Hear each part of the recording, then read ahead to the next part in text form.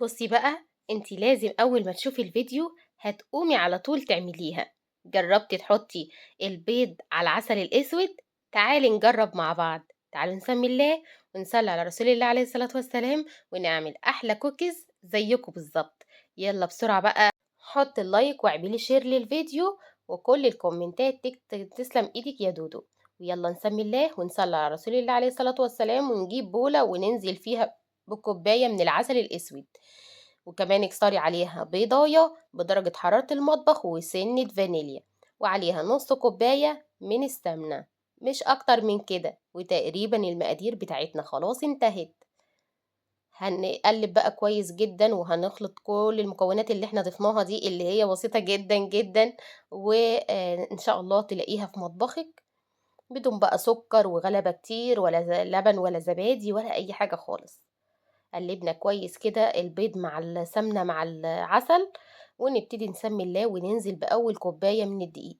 هتحتاج معايا دقيق من 3 كوبايات ل3.5 على حسب الدقيق بتاعك.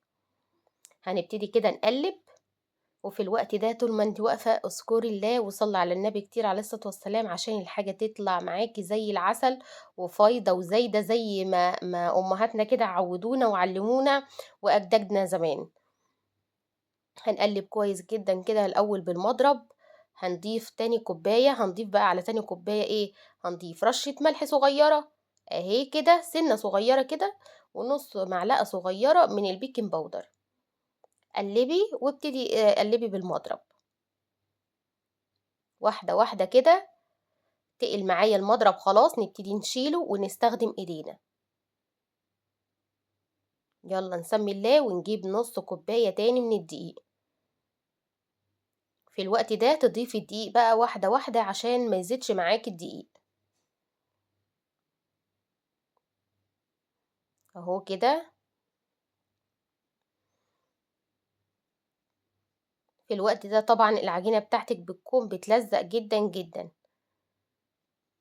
أهو واحدة، واحدة دوّري الدقيق. ما شاء الله عجينة سهلة وبسيطة، وعايزة أقول لِك لو عندِك بنوتة عندها 10 سنين تقدر تعمل الكوكيز بتاعنا النهارده.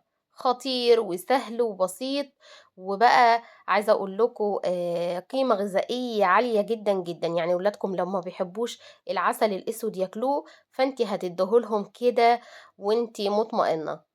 وحدة ما فيش حد من ولادنا ولا كبير ولا صغير ما بيموتش في الكوكيز، وانتوا عارفين سعره غالي جدًا، جدًا برّه. نبتدي بقى ضِفت نُص كوباية التاني أهو واحدة، واحدة كده.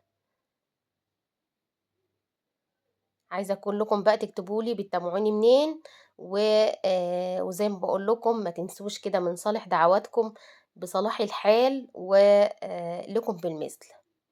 العجينة بتاعتي ضبطت على 3 كوبايات بالضبط من الدقيق، خدت 3 كوبايات من الدقيق.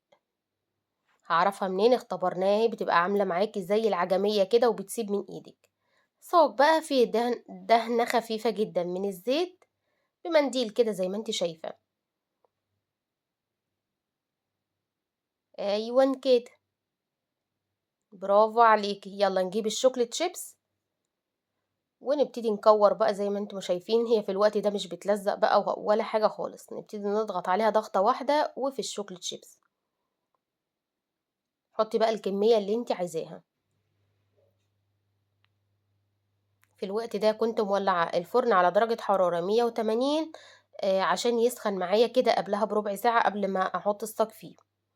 ونبتدي بقى نكور بقى عندنا الكوكيز بالشكل ده، تكبريها تصغريها براحتك خالص. سيبي بس مسافة ما بين كل واحدة وواحدة عشان بيبتدي حجمه يزيد شوية في الفرن. يا إما تحطي بقى الشوكليت شيبس بالطريقة دي، يعني تعمليها وتضغطي عليها ضغطة واحدة وبعد كده عشان ما ياخدش معاكِ شوكليت شيبس كتير. أهو ما شاء الله عندي كده الصاج اللهم بارك. بصوا الجمال والحلاوة. أنا كنت دخلته الفرن بياخد معاكي من ربع ساعة لتلت ساعة مش أكتر من كده.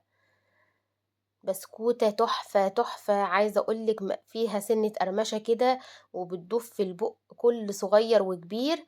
بجد بصراحة هيعشقها وهتعمليها كل يوم تقريبا. أنا باعملها بقى لي كتير جدًا، وعارفة إن هي نازلة على السوشيال الميديا بقى لها كتير، بس ما كنش بيحالفني الحظ إن أنا أصورها معاكم، صورتها بس هي بجد تستحق إن أنتم تجربوها، حلوة جدًا وطعمة جدًا.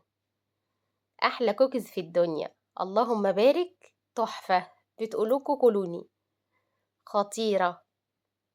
جربيها وادعي لي دعوة حلوة بقى وتشجعي كده ودفي العيال والبيت كله، والسلام عليكم.